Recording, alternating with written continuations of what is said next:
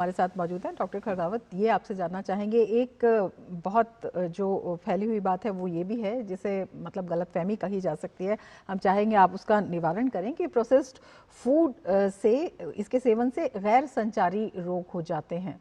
तो क्यों ये कहा जाता है और किस तरह से आप जो है इसके बारे में बताना चाहेंगे?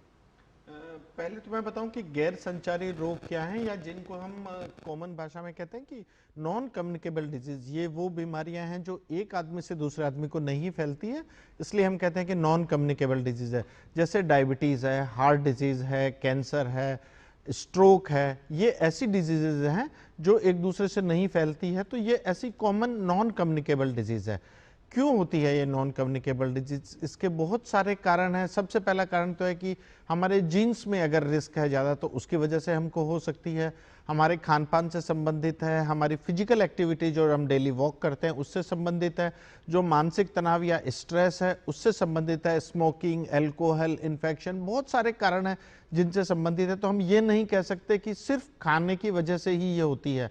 अल्ट्रा प्रोसेस फूड अगर हम सुबह शाम खाएंगे, जरूरत से ज़्यादा खाएंगे, सिर्फ अल्ट्रा प्रोसेस फूड खाएंगे, तो किसी भी फूड के साथ बीमारी हो सकती है। अगर हम बहुत ज़्यादा मीठा खाएंगे तो हमें डायबिटीज़ हो सकती है, चाहे वो अल्ट्रा प्रोसेस्ड है या नहीं है। इसी तरह से अगर हम नियंत्रित मात्रा में अल्ट्रा प्रोसेस फूड खा रहे हैं और साथ में हम हेल्दी डाइट भी ले रहे हैं, तो इसका कोई कारण नहीं है कि हम कहें कि अल्ट्रा प्रोसेस फूड की वजह से हमें नॉन कम्युनिकेबल डिजीज है। वो साइंटिफिकली सत्य नहीं है।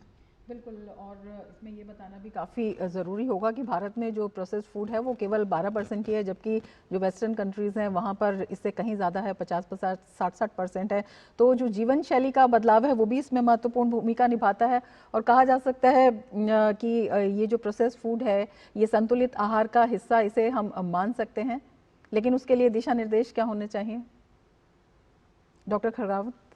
इसके लिए हमें हमारे खाने में हेल्दी डाइट हमें इंक्लूड करनी पड़ेगी, जिसमें हमें सभी तरह के पोर्शंस हम खाने में इंक्लूड करें, जिसमें हरी सब्जी भी हो, हमारी दालें भी हो, हमारे पास दूध के बने हुए प्रोडक्ट भी हों, सारी चीज़ें हम यूज़ करें, जिसमें हम लेग्यूम्स भी यूज़ करें। वो अगर हम रूटीनली खाते हैं तो इससे किसी भी तरह की बीमारियां होने का खतरा ज़्यादा नहीं होता है। और उसके साथ में अगर हम प्रोसेस फूड खाते हैं, कभी हम ले सकते हैं, हफ्ते में 1 बार, 2 बार, 3 बार, जैसी ज़रूरत है वैसे ले सकते हैं, तो उससे किसी भी तरह का कोई एक्स्ट्रा खतरा नहीं होता है। हमें हमारा खाना हेल्दी रखना है, हमें फिजिकल एक्टिविटी करनी है, मानसिक तनाव नहीं रखना है। ये जो मॉडिफाइबल रीजंस है जिससे हम नॉन कम्युनिकेबल डिजीज को कम कर सकते हैं, वो हमारे लिए ज़्यादा उपयोगी है। बैलेंस फूड होना बहुत ज़रूरी है। हाँ डॉक्टर जी। ओबेरॉय, आपसे समझना चाहेंगे